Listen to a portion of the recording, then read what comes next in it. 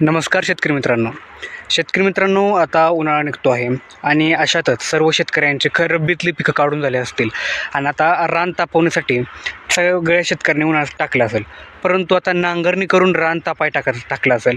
परंतु मित्रांनो, आपण जेव्हा नांगरणी करतो उन्हाळ्यामध्ये, बहुधा खूप सारे शेतकरी उन्हाळ्यात नांगरणी करत असतात आणि नांगरणी करतानाच शेणखत मिसळून देणं, म्हणजे जेणेकरून ते पीक पुढच्या येणाऱ्या पिकाला उपलब्ध प्रमाणात मिळत असेल, यासाठी सर्व शेतकरी आपल्या शेतामध्ये शेणखत उन्हाळ्यामध्ये टाकत असतात. परंतु डायरेक्ट आपल्या उकिरड्यातून शेण उचलून डायरेक्ट रानात टाकायचं का, तरी सर्रास पद्धत चुकीची आहे.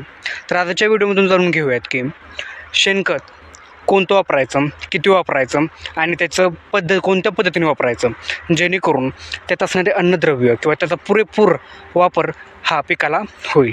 तर मित्रांनो, हा व्हिडिओ पूर्ण पहा. यातून तुम्हाला समजेल की शेणखत जे आपण वापरतो ते कशाप्रकारे वापरायचं, कुजून वापरायचं का ओलं वापरायचं, ह्यासाठी हा व्हिडिओ पूर्ण पहा. व्हिडिओ आवडल्यास व्हिडिओला लाईक आणि सबस्क्राईब हक्काने करा.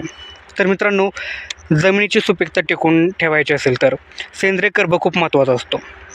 मग हा सेंद्रिय कर्ब वाचवण्यासाठी काय वापरलं पाहिजे, तर आपण सेंद्रिय खतांचा वापर करत असतो. आता आपल्याकडे किमान 2 जनावरं तर असतातच की प्रत्येक शेतकऱ्यांकडे, जो शेतकरी शेती करतो. परंतु जे शेतकरी शेती नसतील, ज्यांच्याकडे जनावरं नसतील, अशांनी दुसरीकडून विकत जरी शेणखत घेतलं तरी पर्याय आहेच आपल्याकडे. पण आपण काय करतो, सर्रास हे शेण उचलतो आणि शेतात टाकतो. या उलट ते शेणखत कुजलं नसल्याने शेणाचा पिकाला फायदा होण्यापेक्षा नुकसानच होत असतं. मग जर आपल्याला शेणखताचा पुरेपूर फायदा करून घ्यायचा असेल तर हा व्हिडिओ पूर्णपणे पहा.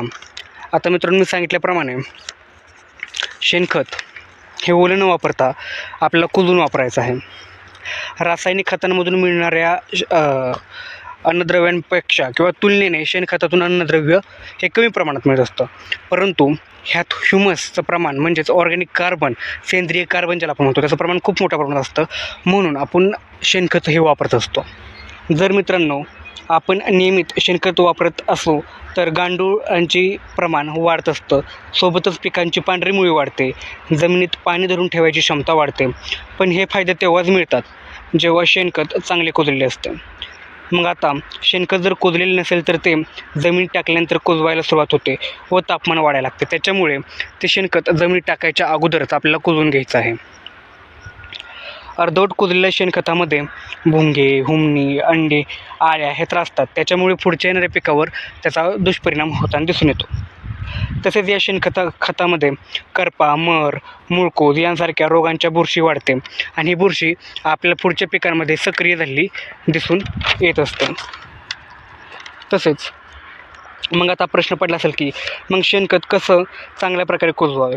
सुरुवातीला आपल्याला काय करायचं आहे मित्रांनो, आपलं जे शेणखत आहे ते घ्यायचं आहे, एक चांगल्या प्रकारे त्याचा ढीग किंवा पसरून टाकायचं उन्हामध्ये.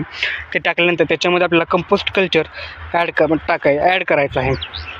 ते ॲड करून चांगलं वरखाली करून घ्यावं. आता मग किती वापरायचं कंपोस्ट कल्चर, तर आपण 1 किलो किंवा 1 लिटर कल्चर पुरेसं आहे. किती, प्रति टनामागं. मग आपल्याकडे शेणखत किती असेल, 5 टन असेल, 6 टन, एकरी 5 टन शेणखत लागत असतं. त्याच्यामुळे 1 किलो कंपोस्ट कल्चर जर किलोमध्ये घेतलं तर 1 किलो आणि लिटरमध्ये जर घेतलं तर 1 लिटर पुरेसं आहे. सोबतच ते करतात आपल्याला ट्रायकोडर्मा विरिडी आणि सोडियम फ्लोरोसन्स ह्या ज्या 2 बुरशा आहेत, ह्या बुरशांचं पॅकेट घ्यायचं आहे आणि ते शेणखतामध्ये ॲड करायचं. ह्या बुरशा काय, तर ह्या शेतकऱ्याच्या मित्र बुरशा आहे. ज्या रोगकारक बुरशा आहेत त्यांच्यावर ह्या प्राणघातक हल्ला करून, त्यांना खाऊन आपल्या पिकाला वाचवायला मदत करत असतात. त्याच्यामुळे ही शेतकऱ्याची मित्र बुरशी आहे. ही ॲड करून चांगल्या प्रकारे वरखाली करून घ्या शेणखत आणि मग शेणखत आपण आपल्या शेतामध्ये टाकायचं आहे. असं डायरेक्ट शेणखत न टाकता ह्या पद्धतीने आपण शेणखत टाकलं तर ते उत्तमच द्विगुणित आपल्या पिकासाठी फायदेशीर आहे.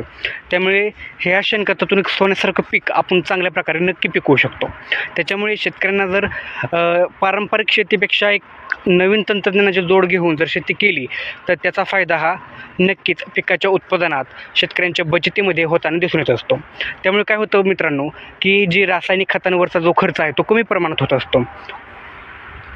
जर शेणखत व्यवस्थित कुजलेलं असेल तर, कारण की पिकाला काय अति प्रमाणात अन्नद्रव्य लागत नाहीत, जितक्या प्रमाणात लागतात पीक तितक्याच प्रमाणात घेत असतं.